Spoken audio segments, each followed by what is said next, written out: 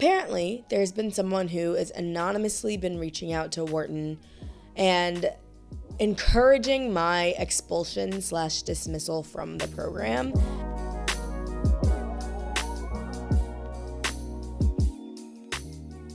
Hello, my friends. Welcome back to Too Smart for This. Oh my God, I'm excited to be recording again. Every time I get into this position now with my mic, and it just feels so much better to be recording. If you are watching, I am recording from bed, and it's so nice. So, welcome to the show. I took last week off from the show, not necessarily intentionally, but simply because of all the chaos of Paris. In today's episode, I'm going to be opening up about some stuff I've been going through and giving you like a little bit of an update on my burnout process, as well as what I've been dealing with. Like, OMG. So we'll get started with the good stuff. The good stuff is, one, I went to Paris for my friend's art opening / because my friend Temmie invited me. And it was also happened to be during the Olympics, and I felt like I couldn't pass up the opportunity of going to Paris during the Olympics. So I went. We got there on Friday, and we stayed in the coolest Airbnb. I think everybody thinks that the Olympics right now is, like, I thought it would be really hard to be there and that it would be super, super busy. But it was incredibly,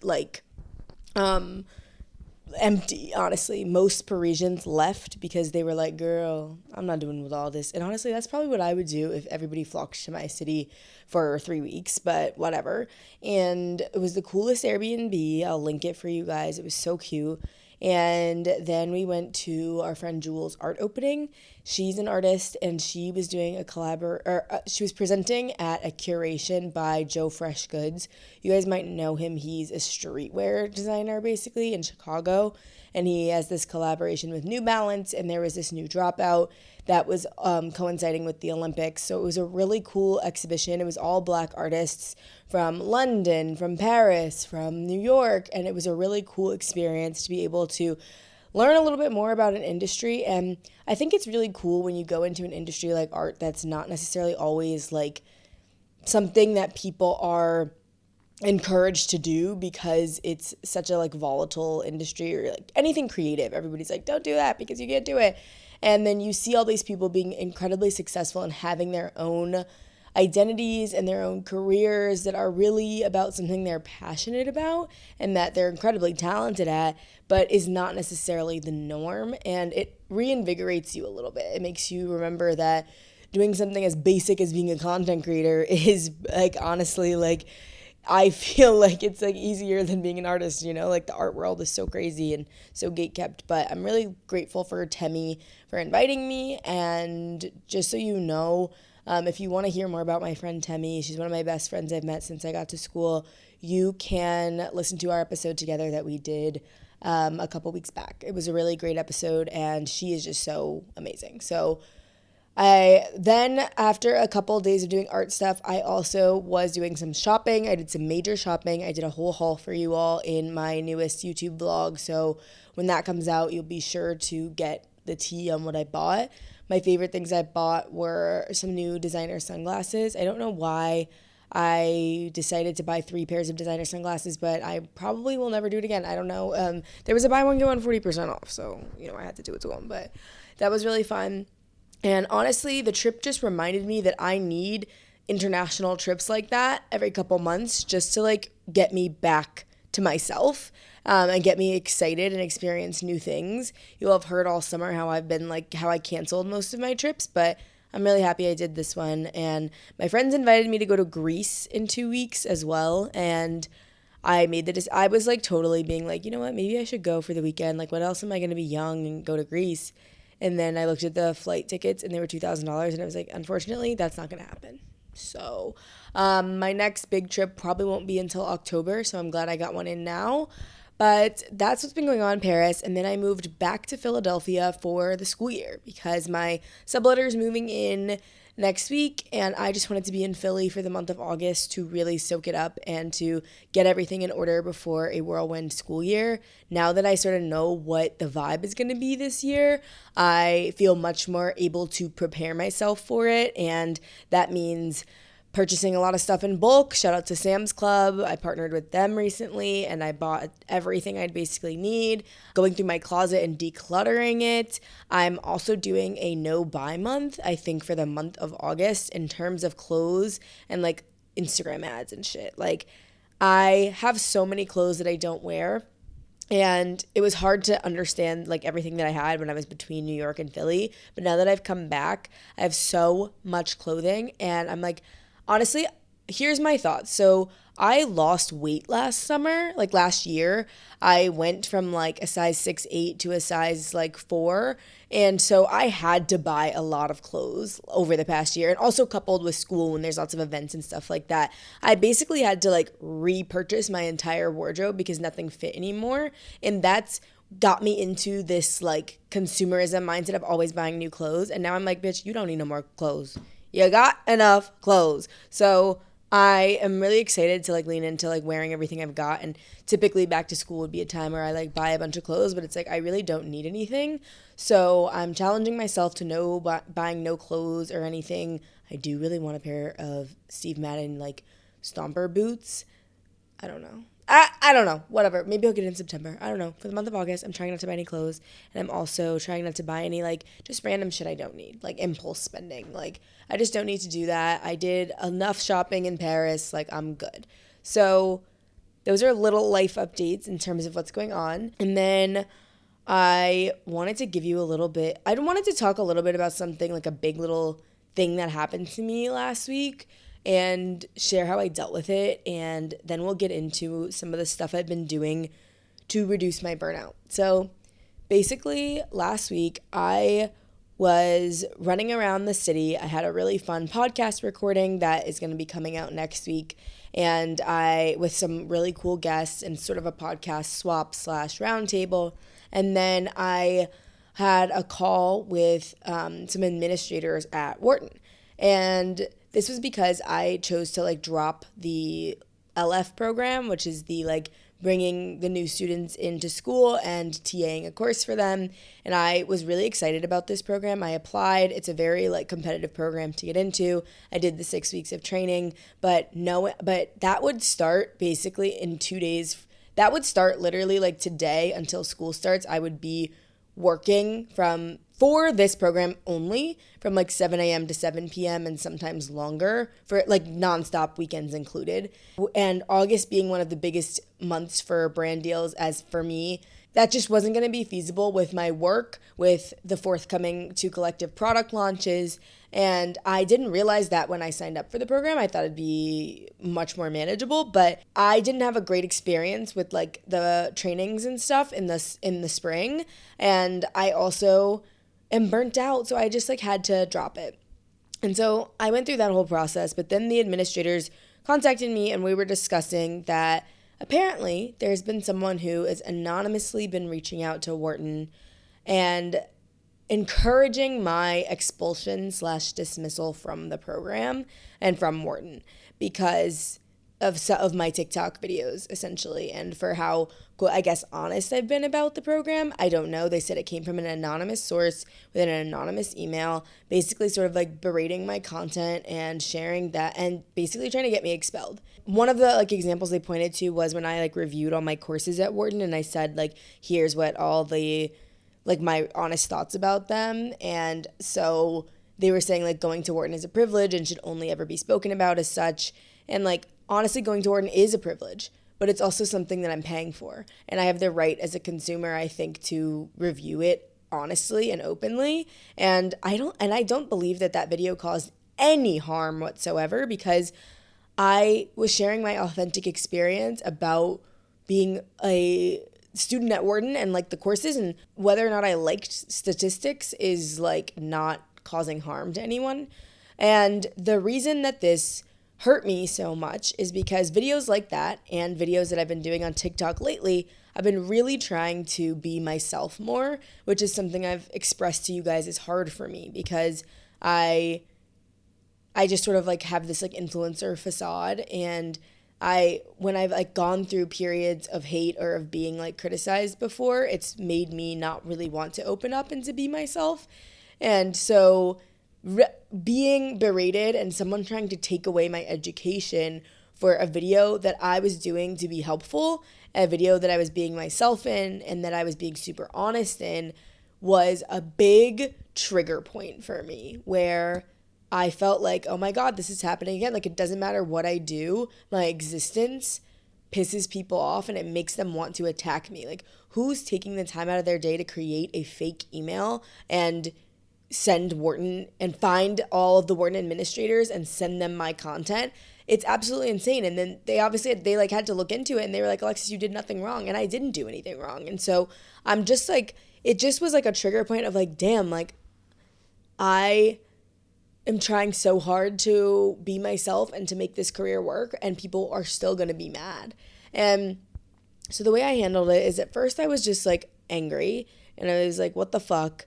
And then I was sad because of the feeling I just described to you of feeling like being myself creates a target on my back.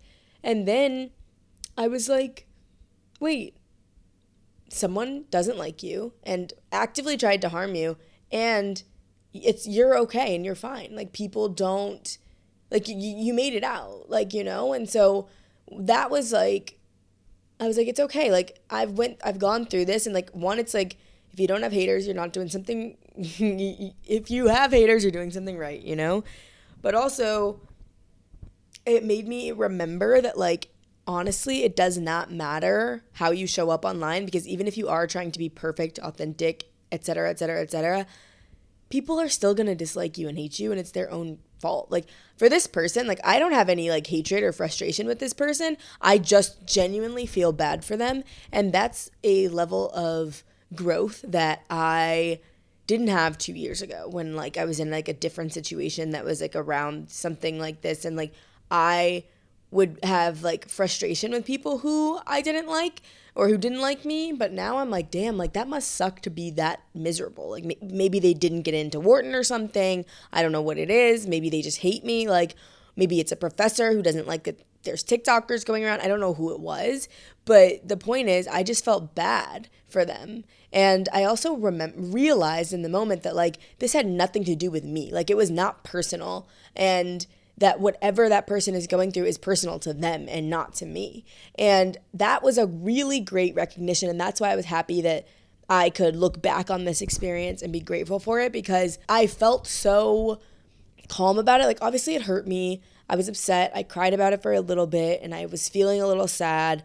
But then I recognized, like, oh my God, like, it's not personal. It's not something to, like, take with me and run with me. Like, it's not going to stop me from being my best self. And it's not going to stop me from trying to show up authentically online. And that's what I feel really positive about now, is that it's not about what, like, why this person did this or how I can be better, like, better or worse or whatever, or like making me want to reconsider the way I do content or whether this career is for me. Like, no, it was like a frustrating little, like, prick at me. And then I'm like, you know what, you're mad and that's your fault. And it's not mine. And so as long as I'm continuing to show up with intention and as my best self and with the purest of intentions, that's what matters. Because there have been moments where I've gotten caught up in the past, and those are the moments that have created problems for me. And showing up authentically and being, like, more honest and showing my personality, that is not necessarily what I need to be upset about. Or that's not something I need to be scared of. What I need to be mindful of rather is making sure that I'm doing it with pure intentions and not negative ones. So with that being said, that went on last week. I cannot believe I got haters. Y'all know that TikTok is like, bitches is mad. That's honestly how I feel about it. So yeah, that's the tea. But I'm fine. Bitches are crazy. So next up, I want to talk about some things that I've been doing to help with the burnout. So I told you guys in the last episode about going on the the information diet of only consuming, like, chill shit, like not reading nonfiction and listening to podcasts about self-development all the time. And that's been fun. I've been listening to a lot of music. I've been listening to more pop culture podcasts. I've been binge watching, or like putting on in the background, like old Summer House. And so that's been really nice. The other things that I've been doing are building out my systems in a way that really works for me.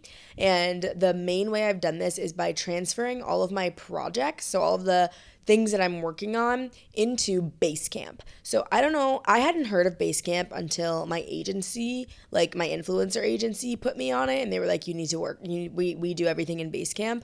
And I really liked the interface. And so when I was going through like systems development and figuring out what systems I wanted to use, I was like, I've tried Notion before, and I love Notion for like working in Notion, but for managing projects and tasks and to-do lists, Google Tasks wasn't cutting it anymore. Notion wasn't really integrated the way I needed it to be. And since I already use BaseCamp for influencer work, I was like, you know what? This makes sense for me. So I transferred all of my projects and my tasks into BaseCamp.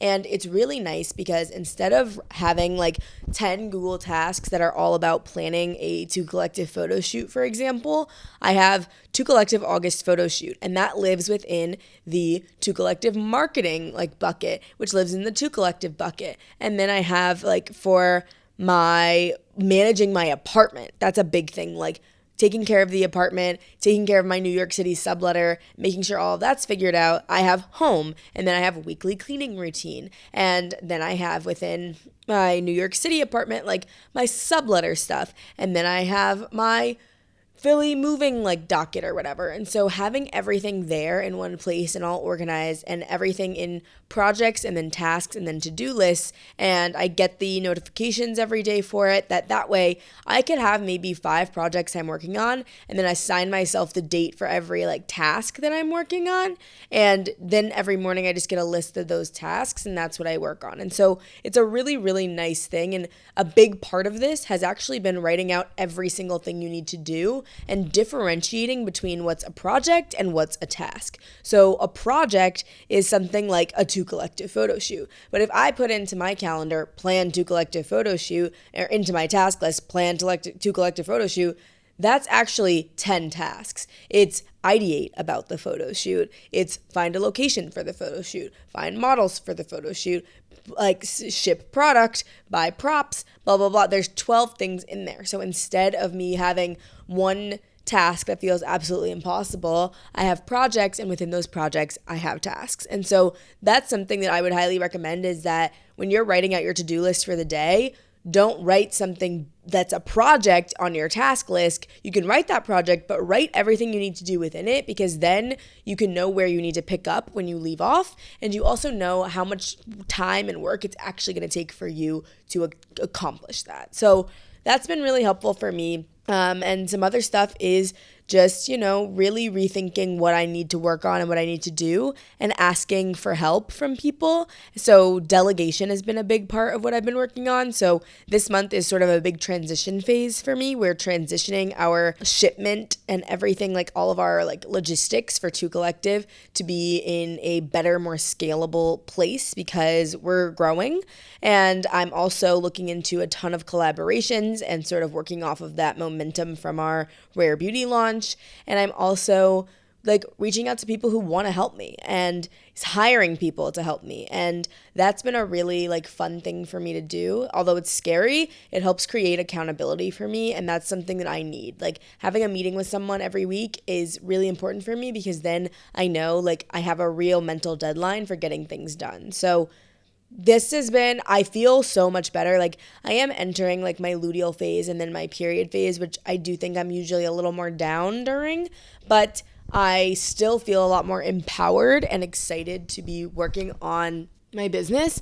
And also I feel a lot more empowered and excited to just manage my life, because I know how I can see it now, and I know how I operate, and that's taken a lot of time and reflection and review, but it's been really worth it. So with that being said, that's what's been going on in my life lately, guys, and those are a few little life lessons I've been learning the last few weeks.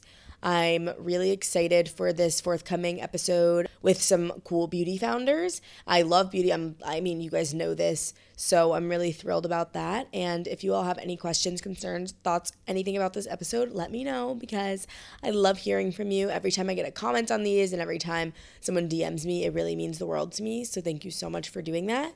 And with that being said, that is the end of this week's episode. And let me know what you thought of it. I love you so much. And don't forget, you are too smart to not love yourself. Bye.